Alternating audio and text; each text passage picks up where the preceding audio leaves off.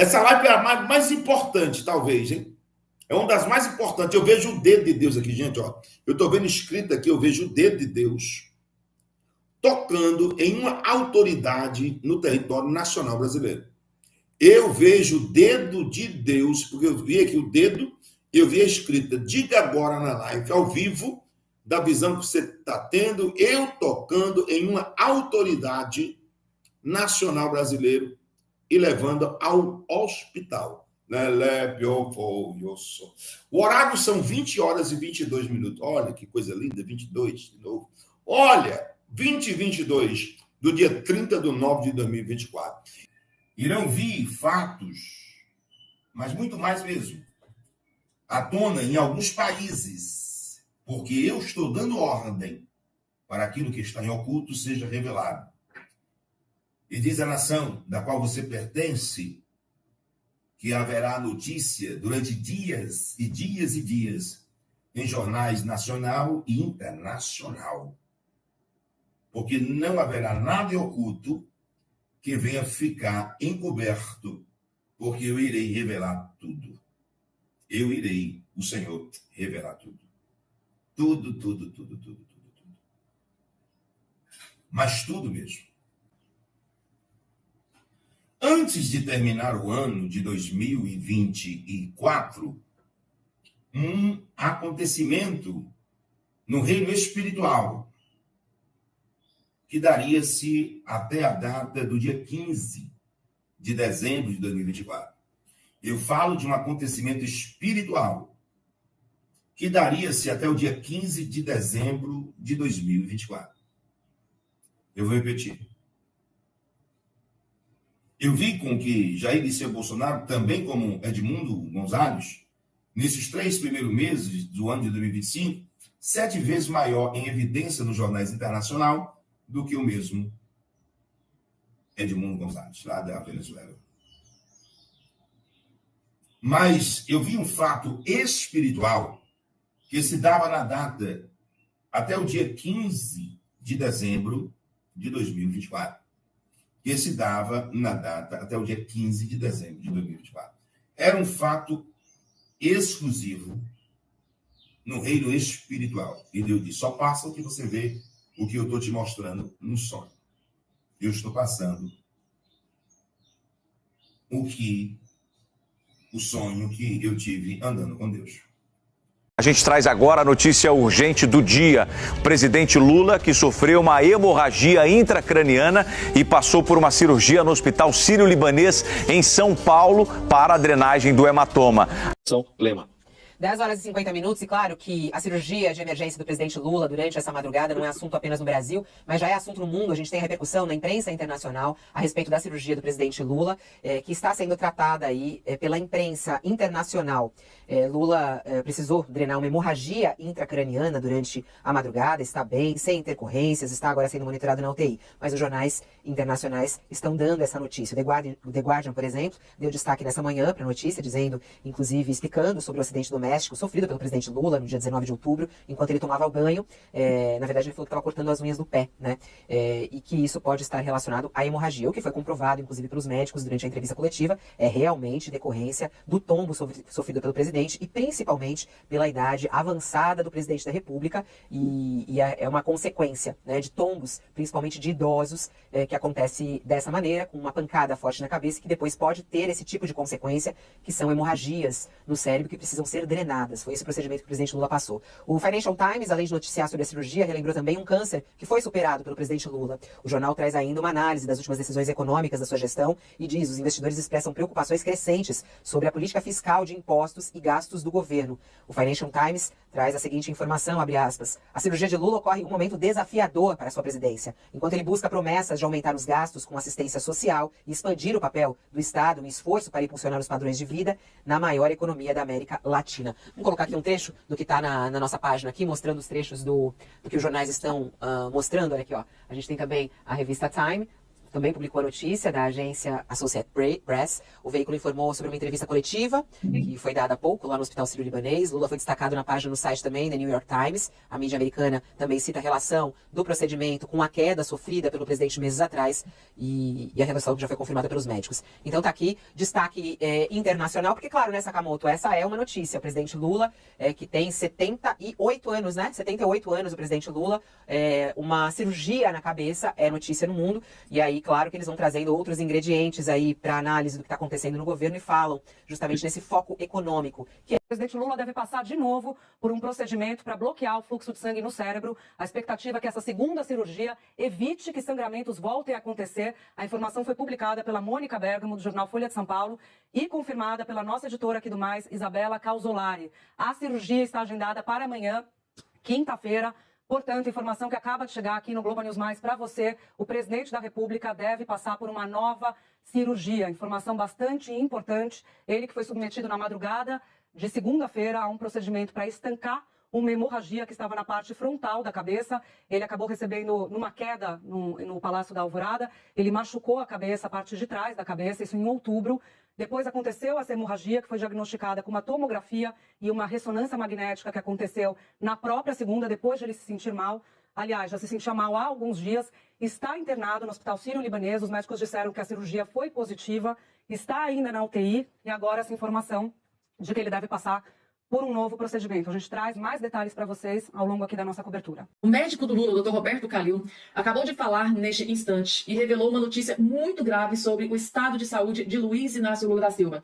Muito importante o que acabou de ser dito, e eu vou trazer aqui essa informação em todos os detalhes e destaques nesse vídeo aqui para todos vocês. Outra informação urgentíssima, gente, tá? Essa questão da equipe médica do Lula está escondendo a verdade, o verdadeiro estado de saúde do Lula, que, ao que tudo indica, parece ser muito mais grave do que está sendo divulgado pela equipe médica. Essa desconfiança passou a ser exposta não só pela direita, tá? Pela oposição do Lula, mas o próprio partido da base aliada do Lula e também jornalistas militantes, tá?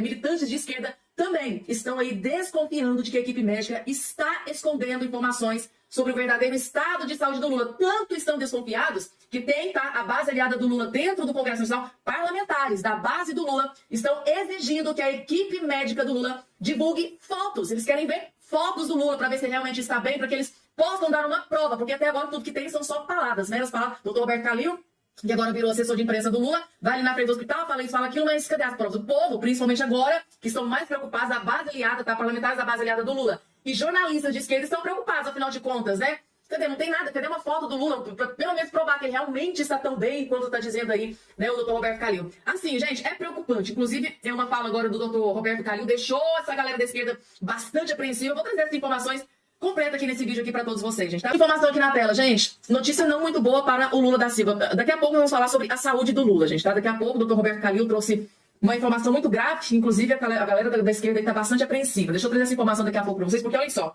Aqui começam as notícias não muito boas para o Lula da Silva. Por quê, gente? Tá? Como eu disse para vocês, a galera, o pessoal da direita, assim, com uma certa ressalva nessa forma da equipe médica do Lula de transmitir as informações. Eles vão ali, falam, mas não provam, não falam. Tipo assim, fala, mas não prova absolutamente nada. Isso está incomodando. São algumas informações desencontradas. Uma hora fala uma coisa, outra hora fala outra.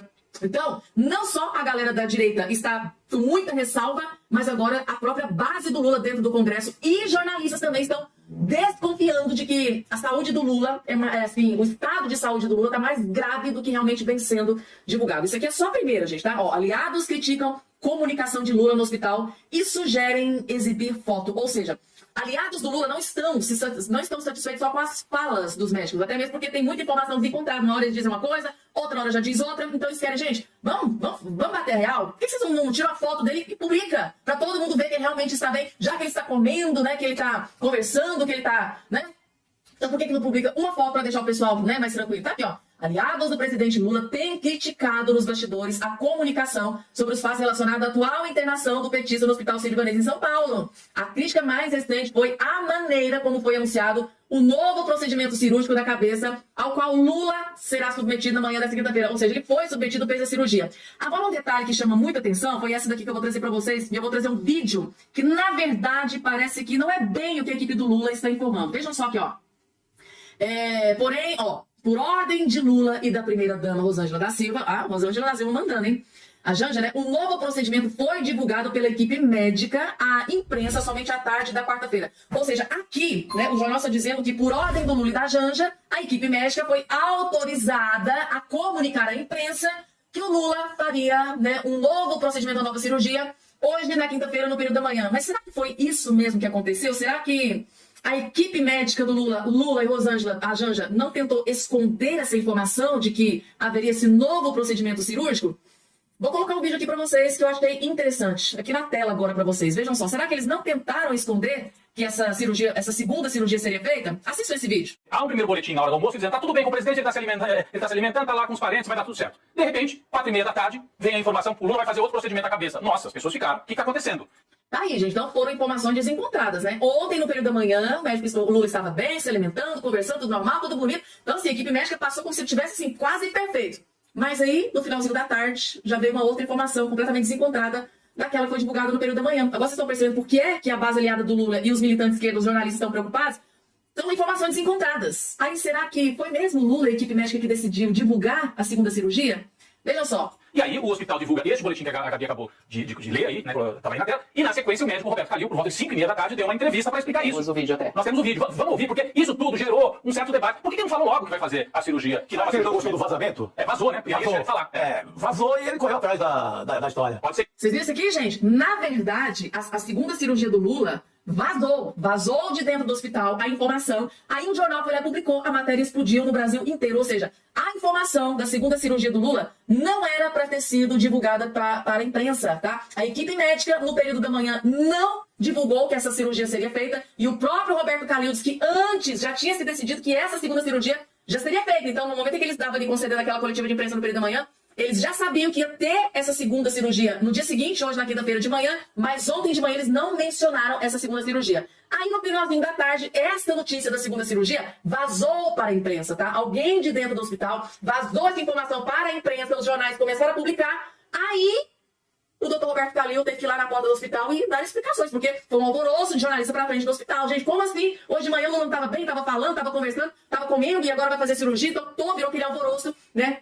Porque tinha decidido que ia fazer a cirurgia, mas não era para vazar, não era para ser comunicado para a imprensa, ou seja, eles só iam divulgar, falar sobre a cirurgia depois do procedimento feito. Ou seja, as informações estão desencontradas. E, gente, a Raquel Landim, ela é uma jornalista extremamente militante de esquerda, daquelas assim que o Lula pode cometer a maior atrocidade que ela vai estar lá passando pano pro Lula. Pois bem, até ela tá criticando a falta de transparência da equipe médica do Lula. Tá aqui, ó. Faltou transparência, diz Raquel Landim, sobre novo procedimento de Lula. Isso aqui vem comprovando aquilo que eu estou dizendo para vocês. Por que a equipe médica, o Lula e a Janja, decidiu esconder que ele faria uma cirurgia no dia seguinte de manhã, sendo que ontem de manhã os médicos já tinham essa informação, segundo o próprio Roberto Calil na entrevista que ele deu ontem à noite na frente do hospital. Por que estão escondendo informações? Isso é muito grave, ó. Ela disse aqui o seguinte, ó, eu acho que faltou transparência no caso desse novo procedimento. Se a gente puxar pela memória, na primeira coletiva sobre a cirurgia do presidente Lula, os médicos foram questionados se havia possibilidade de novos sangramentos. E eles disseram que essa possibilidade era remota, porque o hematoma havia sido todo drenado.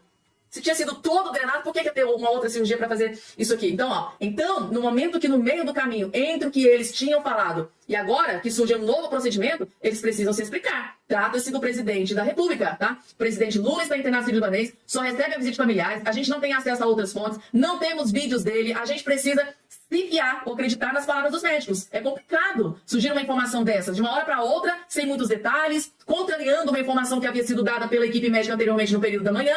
Acho que precisa dessa delicadeza da comunicação neste momento sobre o estado de saúde do presidente, para não gerar especulações infundadas, né? Então, eu acho que eles precisam vir a público quanto antes e explicar isso melhor para todo mundo. Ou seja, própria jornalista, então, além dos parlamentares, estão até pedindo foto, gente. Então, divulgue foto do presidente para a gente ver realmente que ele está bem. E agora a Raquel Landim dizendo, olha, precisa explicar melhor, porque as informações estão desencontradas. Parece que está acontecendo, assim, um conluio para camuflar algumas informações. Essa aí da cirurgia foi o estupim. Continua, agora essa parte eu leio outro. Eu vi um jogo, é isso? Eu vi um jogo. Era como se fosse uma partida de futebol. Eu vi um campo e vi os jogadores. O senhor disse, o que é isso? Ele disse, vê. Eu vi dois técnicos conversando, eram dois times, lógico, um jogando contra o outro. E vi dois técnicos conversando entre si e trocando informações. O técnico e auxiliar técnico de um time, o técnico e auxiliar técnico de outro time. Um técnico e o auxiliar técnico de um time, um técnico e o auxiliar técnico de outro time. E eles estavam tramando estratégia, fazendo estratégias para quê? Para que o jogo pudesse ser vencido. Só que um já estava perdido, o outro já estava ganho. Um estava perdido, o outro estava ganho. Só que esse que estava ganho, ele fazia uma estratégia para dizer que estava perdido, para levar aquele que pensava que estava ganho ao centro daquele campo de futebol. Porque naquele centro daquele campo de futebol tinha um espírito de equidade e justiça. E aquele que estava ciente que estava ganhando era levado ao centro do campo de futebol, onde estava um espírito, um anjo com equidade e justiça.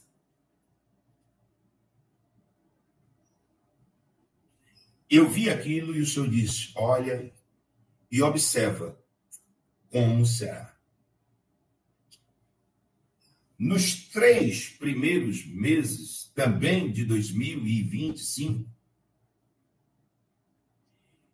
eu vi Jair Messias Bolsonaro no centro das atenções, mundialmente falando, com a proporção 7 vezes maior do que esse Edmundo Gonzalez. Eu perguntei por quê?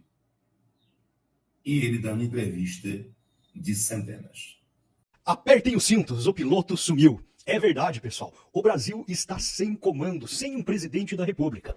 Alckmin está apenas representando a presidência em eventos, encontros e reuniões, mas não sentou na cadeira presidencial ainda. Janja, que agora controla também o PT, não quer passar a faixa presidencial para o picolé de chuchu. E Lula já está praticamente fora do jogo. Vários médicos já deram entrevistas falando que as sequelas de Lula, caso ele sobreviva a essa hemorragia cerebral, podem ser gravíssimas, afetando os seus movimentos, afetando a sua fala. A linguagem não vai ter problema, né? Porque ele já não sabe falar português mesmo. E, lógico, afetando até mesmo a sua... Será que eu posso dizer que ele tem algum tipo de sanidade também? Estou nessa dúvida, mas vamos supor que ele tenha algum tipo de sanidade ainda, ele pode se transformar em algo pior do que o Biden, né? Saindo por aí como um fantoche controlado pela Janja, cumprimentando fantasmas e falando besteiras o tempo todo. Bom, isso daí ele já faz. Ou seja, talvez se ele sobreviver não vai mudar muita coisa também, né? Mas a questão é que o Brasil está sem governo. E os próprios dados estatísticos do mercado já comprovaram que um Brasil sem presidente é melhor do que com o Lula na cadeira presidencial. Cara, olha que loucura que está acontecendo. Eu vou mostrar isso para vocês aqui. Olha só, vamos começar passando para essa tela. Dólar a 5,94, pessoal, o dólar chegou a 6,11. Só com a possibilidade, e eu nem estou aqui falando da morte do Lula, da possível morte do Lula, e nem estou desejando isso. Eu até quero deixar bem claro aqui. Eu torço para que o Lula viva até os 120 anos, como ele sempre sonhou. Para que ele possa passar os próximos 40 anos da vida dele recebendo toda a humilhação de ter feito um governo completamente caótico e que destruiu o país. Que ele seja derrotado em 2026 humilhantemente e que ele possa viver bastante para sentir a humilhação e a derrota, né? Eu torço para que ele volte para a cadeia também, mas a gente sabe que isso não vai acontecer, a gente está no Brasil só ladrão de galinha e patriota que vai para a cadeia, né? Se você tiver com uma bíblia debaixo do braço ali, uma bandeira do Brasil, as chances de você ir para a cadeia são muito grandes. Agora, se você desviar trilhões do Brasil, não tem problema nenhum. Mas o importante aqui é o seguinte, olha só a possibilidade do Lula não voltar à presidência, nós não estamos falando aqui em morrer, né, em falecer aqui, já baixou o dólar de 6,11 para 5,94 e continua baixando. O Ibovespa, né, o índice da Bolsa de Valores, chegou a 2.000 pontos, um crescimento de 2.000 pontos após a declaração ali da situação de saúde, ali da emergência que o Lula teve. Automaticamente, quando foi anunciado que o Lula estava melhor e que estava se recuperando, a Bolsa despencou de novo. Então ela estava aqui, ó, 127.830, subiu para 129.587 e já baixou para de novo 127.590. Voltou para a situação anterior. Então, prestem atenção, pessoal, o mundo todo está torcendo para que o Lula não volte. Mas o que vai acontecer se o nosso glorioso picolé de chuchu assumir a presidência? E é isso que eu quero tratar aqui com vocês. Então, em primeiro lugar, a gente tem que entender o seguinte, olha. Lula tem uma chance muito grande de não retornar, tá? quando nós vimos aqui, olha, por exemplo, saiu essa matéria, que inclusive a Folha de São Paulo mudou o título, né? Eu mostrei essa matéria para vocês aqui na Folha de São Paulo anteontem, em uma live que eu fiz ainda lá em São Paulo, e o título era esse daqui, olha. Retorno de sangramento como o de Lula aumenta riscos de sequelas, diz neurocirurgião. Agora eles mudaram, ó. Sangramento eleva risco de nova hemorragia, mas Lula tem bom prognóstico, dizem neurocirurgiões. Mudaram o título, cara. O PT, a SECOM já foi lá e falou, cara, aquele título não pode, né? Então eles tentaram alterar, mas está gravado. Eu já fiz uma live mostrando isso daqui, que os médicos falaram que as sequelas do Lula podem ser gravíssimas, né? A questão aqui, então, é a seguinte. Eu não vou nem ler aqui, né? Porque aqui eles já mudaram tudo, aqui já fizeram umas alterações. O Reinaldo Azevedo publicou no UOL. Lúcido, Lula não tem motivos para passar a presidência a Alckmin. Tá, tudo bem. O Lula tá lúcido? Segundo o médico dele, vamos ver aqui o que o médico fala aqui. Ó. Bom, primeiro, vamos ver aqui, ó, esse aqui. O procedimento acabou de terminar, começou às 7h10 da manhã, 7h15. Acabou de acabar o procedimento, acabou de acabar. Sucesso, conseguiu embolizar aquela artéria. E na coletiva, na artéria meningea, na coletiva vocês vão ter mais detalhes, vocês façam perguntas. O presidente está acordado, conversando, acabou o procedimento. Acabou de acabar. Acabou de acabar. Doutor, muda alguma coisa na sequência dessa recuperação após esse procedimento? Não muda absolutamente nada. Ele foi retirado. Acordado. Qualquer pergunta, a gente vai sentar às 10 da manhã e aí vocês perguntam que mas só para informar vocês que o procedimento foi com sucesso. Acabou. O presidente está acordado falando. Tá bom? Acabou de acabar. Não, ele vai agora para o mesmo leito que ele estava na UTI. É feito numa sala de cateterismo. Mas ele saiu da UTI? Não, sair da UTI é muito relativo, porque mas ele está bem. Ele tá bem. Então, cara, ele tá na UTI. Ele acabou de fazer um novo procedimento de cateterismo no cérebro para sarar uma hemorragia que ele está tendo, que a hemorragia continua, mas ele tá acordado, sentado, falando. Mas não tem um vídeo dele, não tem uma declaração, não tem uma foto dele. As únicas fotos que rolaram por aí, se vocês viram essas fotos por aí, são feitas por inteligência artificial. Então, é muito fácil, inclusive, de identificar. Dá pra ver que é foto feita por inteligência artificial. A questão é, o médico tá nervoso, não responde nada com nada, tenta desviar o assunto, fala que o Lula tá bem, mas tá na UTI. Ele foi tirado da UTI para fazer um procedimento. Por que não fizeram na UTI, então? Qual a lógica disso? Eu tiro o cara da UTI, onde ele tem todo o controle. O que é a UTI, pessoal? É uma unidade onde a pessoa tem um atendimento especial, tem todos os equipamentos, caso aconteça algum tipo de problema, tem pessoas ali cuidando o tempo todo para que tudo saia, a higienização é perfeita, tudo é perfeito. Aí você tira o cara da UTI, que acabou de ter uma hemorragia cerebral, gravíssima, segundo todos os especialistas, leva ele para uma outra sala, faz um cateterismo, enfia um catéter no cérebro do sujeito lá no meio ali não deve ter muita coisa também, então passa meio oco o negócio. Mas vai lá, tira o sangue de lá, faz, enfim. E daí bota na UTI de novo. Mas se ele tá bem, eu não tô entendendo essa coisa do médico aqui, né? E aí, a situação é essa. Lula não deu nenhuma declaração, não apareceu, não teve foto, não teve vídeo, não mostra ele. Ele poderia ter aparecido 2 segundos e falado: e aí, pessoal, tô aqui tomando uma 51 enquanto a Janja governa o Brasil e o Alckmin finge que é presidente. Nada, não falou nada. Não fez absolutamente nenhuma declaração. Então olha só. O presidente Lula não passará o exercício do cargo ao vice-presidente Geraldo Alckmin. Lula segue internado na UTI do Hospital Sírio-Libanês aqui em São Paulo, depois de uma cirurgia para drenar uma hemorragia intracraniana, consequências ainda do acidente doméstico sofrido pelo presidente em outubro. De acordo com a equipe médica do presidente, o quadro dele é estável, ele se recupera bem, já está se alimentando, está conversando, não houve lesões cerebrais, nem sequelas, e as funções neurológicas do presidente não foram afetadas. Mesmo com a decisão de permanecer no cargo, nenhum gabinete presidencial, pelo menos por enquanto, foi montado aqui no hospital. A primeira-dama, Janja da Silva, acompanha o presidente desde o início de sua internação, nesta terça-feira, e o fotógrafo pessoal do presidente, Ricardo Stuckert, também está aqui no hospital. O presidente não pode receber visitas, mas tem direito a um acompanhante. O presidente segue com um dreno no local da cirurgia que deve ser retirado nas próximas horas. A previsão é que ele saia da UTI na manhã daqui... Então, basicamente aqui o que acontece, pessoal? Jair Bolsonaro recebeu uma facada, uma faca enorme, uma peixeira ali enfiada no intestino dele, um quadro gravíssimo. Horas depois da cirurgia ele já estava aparecendo lá, primeiro tinha fotos dele sem ele se manifestar, depois já tinha vídeo dele falando, tudo ali sendo mostrado abertamente para as pessoas, os médicos falando sobre o seu quadro clínico abertamente. Agora existe um segredo em relação ao Lula, e não tem nada, nenhuma manifestação, enfim. Bom, a questão é, eles não querem deixar o Alckmin assumir a presidência. A partir de quando o Alckmin entrar como presidente da República, ele pode tomar outros tipos de decisões. E essas decisões podem ser negativas para o PT que comanda o Brasil. Eu quero que vocês lembrem que o Lula traiu todos, inclusive o próprio Alckmin. O Lula traiu todo o establishment que colocou ele lá. Ele quis fazer um governo 100% do PT. Aí ele negociou algumas secretarias, um ou outro ministério ali com o Centrão para poder manter as votações e manter uma galera ali junto com ele. Mas, basicamente, ele ficou com o PT governando hoje o país. Se o Alckmin entrar, essa festa acaba, tá? Eu vou explicar para vocês. o Alckmin não é um comunista, apesar de ele estar no PSB, apesar de ele estar cantando o hino da Internacional Comunista lá durante a campanha e tudo mais, o Alckmin não é um comunista como Lula. O Alckmin não tem a intenção de ser um ditador. O Alckmin, por definição, e o PSDB em geral, que era o partido do Alckmin, depois ele mudou só porque o PSDB entrou naquela crise de imagem gigantesca e desapareceu. O PSDB pulverizou e todo mundo foi para outros partidos, né? Então o Alckmin, como tucano, ele é um socialista fabiano. Tá? Socialista fabiano. O que é um socialista fabiano? É alguém que acredita que pode, por meios democráticos, implantar elementos do socialismo dentro da cultura gradualmente e lentamente. Então, por exemplo, muita gente acredita que a esquerda começou no Brasil através do Lula, que o Lula implantou o socialismo no Brasil. Não, o Lula não fez absolutamente nada. Ele simplesmente deu continuidade aos programas criados por Fernando Henrique Cardoso. Fernando Henrique Cardoso, que é um socialista fabiano, criou praticamente todos os programas sociais que o Lula rota pelo mundo, que foi ele. Fome Zero era um programa que já existia no Fernando Henrique Cardoso, o Lula mudou de nome. Bolsa Família era uma série de programas sociais criados pela Ruth Cardoso de Mello e o Lula simplesmente uniu todos e botou o nome de Bolsa Família e falou que foi ele. Minha Casa Minha Vida, já existiam programas habitacionais no governo Fernando Henrique Cardoso.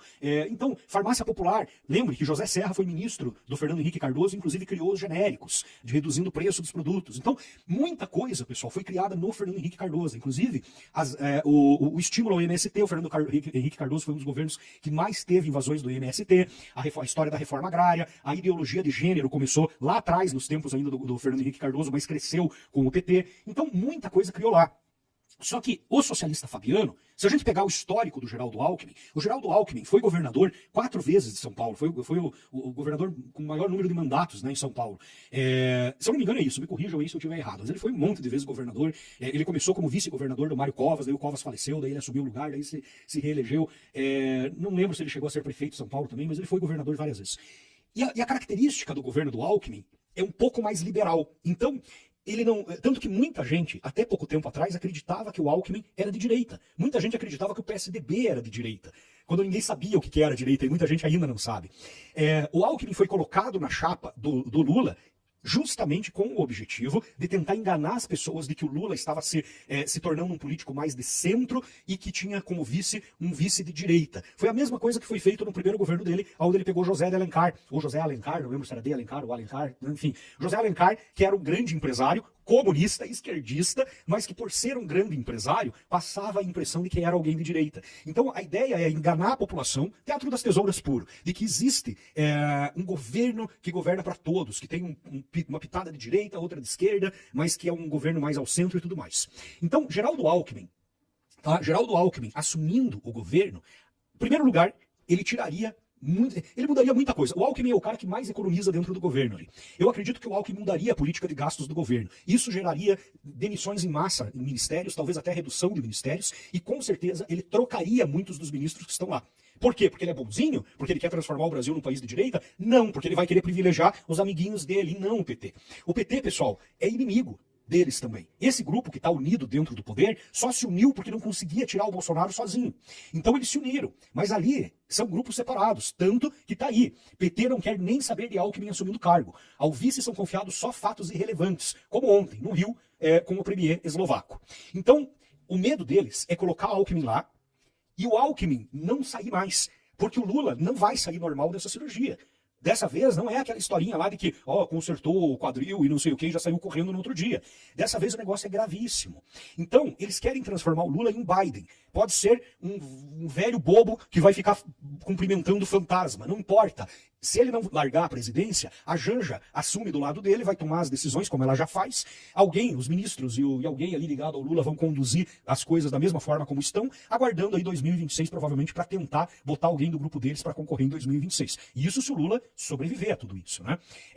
Com o Alckmin já na presidência, assumindo a presidência, eles podem justificar, o grupo do Alckmin pode justificar que o Lula não tem condições de voltar para a presidência. Por causa da questão de saúde, por causa de possíveis novas hemorragias, por causa de sequelas que ele possa ter, e aí não entregam mais a faixa para o Lula, não devolvem a presidência para o Lula. Então o medo do PT é esse. E aqui, olha, tá o seguinte, entenda porque Lula, mesmo internado na UTI, não passou o cargo para Alckmin. Primeiro, ele vai passar como? Eu duvido que o Lula esteja acordado, falando abertamente, que esteja, como o médico ali falou, né, sentado, conversando bem e acabou de ter um troço enfiado na cabeça ali na pequena e miserável massa encefálica que dizem que ele tem, né? Eu não sei, eu ainda duvido. Então, vamos ver aqui o que fala o Infomoney em alguns pontos importantes. Aqui, olha. Primeiro, o que diz a Constituição? A decisão de Lula de não passar o cargo ao vice gerou alguns questionamentos de especialistas. Primeiro, a decisão não foi do Lula. O Lula... Eu duvido, quero que me provem, eu quero que me mostrem um vídeo de 5 segundos que não seja de inteligência artificial do Lula mandando uma mensagem para alguém. O Lula não está consciente, não existe a possibilidade, vários médicos, vários neurocirurgiões já falaram isso, não existe a possibilidade do Lula, nas condições que ele está e no caso que ele teve, de estar consciente nesse momento. Inclusive agora voltando a fazer mais um procedimento. No mínimo, Lula estaria sedado ou talvez até em coma induzido, com a quantidade de medicamentos, com a questão ali do que foi mexido ali dentro da cabeça dele, ele não estaria em condições normais de tomar uma decisão ou de falar alguma coisa que seja levada a sério, né? Então, aí a Constituição diz o seguinte aqui, olha. A decisão de Lula não passar o cargo ao vice gerou alguns questionamentos de especialistas, mas o fato é que a Constituição Federal de 1988 não é explícita em relação à obrigatoriedade de licença em casos de cirurgia como a de Lula. De acordo com o texto constitucional, a nossa Constituição, né, é um lixo, me desculpa.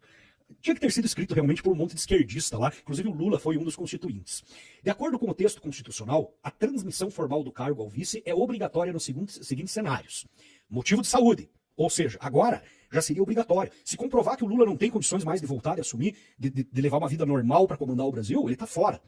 Segundo o artigo 79, o vice-presidente deve substituir o presidente em caso de impedimento por questões de saúde.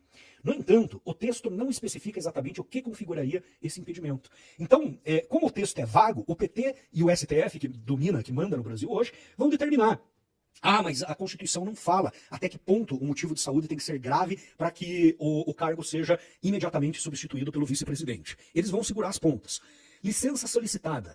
O afastamento solicitado pelo presidente para tratar de interesses particulares. Não é o caso, porque o Lula nunca quis se afastar. O Lula viaja, o Lula já fez outros procedimentos, né? Despacha no hospital, né? Quando ele teve lá a questão do quadril dele. O Lula montou um escritório presidencial no hospital. Agora vocês já viram que nem isso não fizeram, porque ele está na UTI e porque com certeza ele não está realmente acordado. Suspensão temporária das funções, quando impedimentos momentâneos, como processos judiciais ou outros, inviabilizam o exercício do cargo. E processo de impeachment. Então, basicamente seriam esses os motivos. Aí você teria duas opções. A substituição, que é quando o vice-presidente assume de forma temporária as funções do presidente em caso de impedimento, o que pode incluir a internação médica, como a de Lula, viagens internacionais ou outras situações transitórias. O Lula não deixa. O Lula viaja para outro país, eu vou despachar dentro do Aero Lula. E leva a presidência junto. Na questão lá do Rio Grande do Sul, quando teve o desastre, Lula mandou a Janja para representá-lo. Lula mandou a Janja e deixou o picolé de chuchu, né, chupando o dedo. E a segunda é sucessão. O vice-presidente assume o cargo de presidente em definitivo, em casos de vacância, como morte, renúncia ou impeachment. Mas em um caso grave, onde o Lula também tenha sequelas que o impeçam de assumir novamente a presidência, o Alckmin também poderia sucedê-lo. Seria uma substituição, né? Teoricamente, vamos esperar. Se nos próximos 2 anos o Lula melhorar, ele volta para a presidência. Mas na prática seria uma sucessão, porque o Lula, se ele realmente tiver sequelas graves, ele não volta. Então, percebam que eu estou falando se, tá? Eu estou falando se, eu não sei. Talvez amanhã o Lula, aquela desgraça ali, cara, né, ressurge nem vou falar da onde, e do nada, de repente, o cara aparece lá correndinho de novo em volta do Planalto, né? Tem umas coisas assim que a gente não consegue nem acreditar que acontece. Mas, enfim, seria essas duas situações. Então, a princípio, o Alckmin não está substituindo o Lula. O Alckmin não está como presidente em exercício. Ele não assumiu a presidência. Quem está dando ordem, quem está mandando no Brasil é a Janja, tá? A Janja, o PT e o STF estão segurando as pontas lá para tentarem salvar o Lula. O médico ali está desesperado, vocês viram a cara dele ali, está nervosão, inclusive porque ele nem é um neurocirurgião, não é um cardiologista que está cuidando do problema ali da pequena massa encefálica do Lula. E eles não sabem o que pode acontecer. Eles estão esperando que esses procedimentos que estão sendo feitos deem resultado, que o Lula realmente amanhã ou depois, acorde e dure pelo menos mais 2 anos para aguentar uma campanha de 2026 tentando botar um sucessor no lugar dele.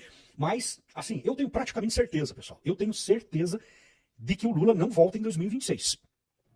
Eu voltei a ver o campo de futebol e neste campo de futebol eu já não via mais os técnicos e os técnicos auxiliares dos 2 times.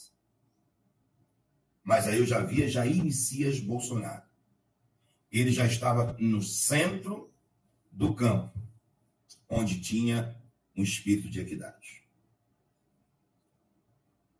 E ele estava como se soltando alguma coisa, e muitas pessoas diziam, está cedendo. O outro time dizia, está cedendo, está cedendo. Mas ele não estava cedendo.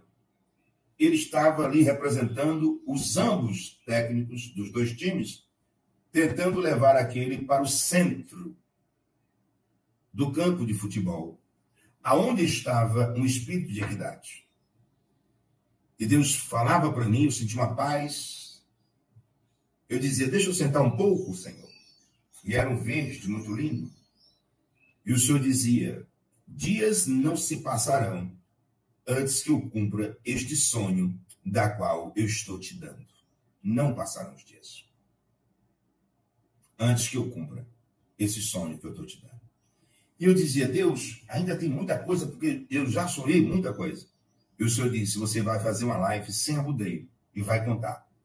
E esta live amanhã será a live mais assistida em todo o planeta Terra. E diga, quem tem ouvidos, ouça o que o Espírito está dizendo às nações. Irei ler, porque é Deus que está mandando. No versículo de número 12 de Apocalipse, capítulo 2, terceira carta à igreja de Pérgamo. E ao anjo da igreja que está em Pérgamo, escreve isto, diz aquele que tem a espada aguda de 2 fios. A espada aguda de 2 fios. Escuta. Eu sei as tuas obras. Em todas elas, o Senhor deixa claro que conhece as obras. Tanto de quem é bom, de quem é mau. Tanto quem faz explicitamente, de quem faz escondido. Eu sei as tuas obras. E onde habitas, que é onde está o trono de Satanás. Retém o meu nome e não negaste a minha fé. Ainda nos dias de Antipa, minha fiel testemunha, o qual foi morto entre vós, onde Satanás habita. Mas poucas coisas tenho contra ti, porque tens lá os que seguem a doutrina de Balaão, a qual ensinava a Balaque a lançar tropeços diante dos meus filhos de Israel, para que comessem dos sacrifícios da idolatria e se prostituíssem. Assim tens também os que seguem a doutrina dos nicolaítas, os que eu aborreço. Arrepende-te, pois quando não em breve virei a ti, e contra eles batalharei com a espada da minha boca. Quem tem ouvidos, ouça o que o Espírito diz às igrejas. Ao que vencer, darei eu a comer do maná escondido, e dar-lhe-ei uma pedra branca, e na pedra um novo nome, escrito, a qual ninguém conhece, senão aquele que recebe.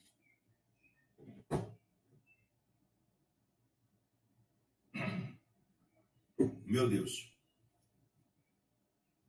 Em todas as cartas à igreja, o Senhor diz, João, conheço as tuas obras.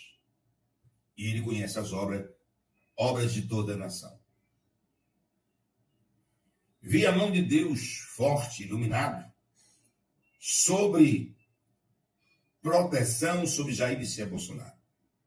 Vi autoridades nacional, mas as internacional era fortíssima e colocava a mão sobre Jair Messias Bolsonaro. Vi novamente, como outrora, há mais de 30 dias, eu relatei aqui numa live. Uma crise sem precedente na diplomacia de alguns países, não só do Brasil. Mas a do Brasil era demais. E essa crise sem precedente, eu vi que alcançava alguns embaixadores de alguns países que tinham suas embaixadas no Brasil. E tudo isso para 2025. Vocês guardem para a eternidade essa live. Salve ela. Porque esse sonho foi real, eu andava com Deus.